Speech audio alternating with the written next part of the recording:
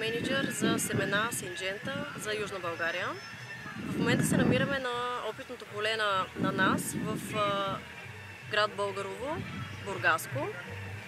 Зад мен са хибридите и сортовете пшеница и ечемик. Тази година, съвсем скоро в портфолиото ни ще може да откриете пибрък, който е най-бързо растящият сорт пшеница на територията на страната. Ще откриете Фаладо, Пешън и Габрио, които са вече добре познати.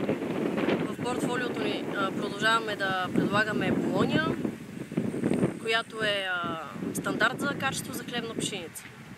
Синджента за поредна година се отличава от всички останали фирми на пазара с своята хибриден ечемик.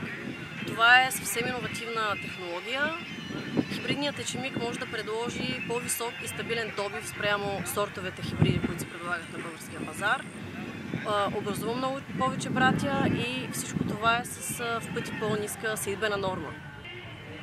Синджента ще се включи и на пазара с рапица, като в нашото портфолио ще откриете конвенционални хибриди, гориета и флорета и Clearfield хибрида робот.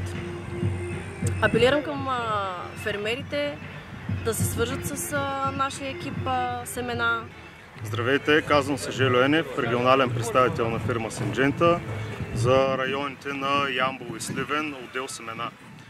И на това опитно поле сме заложили един от нашите топ предложения в пшениците, именно пибрък. Пибрък е усилиста средно-ранна пшеница и последните няколко години така се представя изключително добре, както в Бургаския район, така и в Ямболския, и мога да твърдя, че е една изключително добра пластична пшеница, подходяща за нашите ширини в България, и има така едни доста добри показатели, съчетани с едни изключителни и стабилни добиви през годините.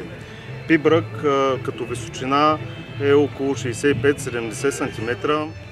Прави така един доста добре озърнен клас догоре, което има така известна толерантност и към последните години се наблюдава и така един полуозърнен клас, докато при пибрък това нещо не се наблюдава.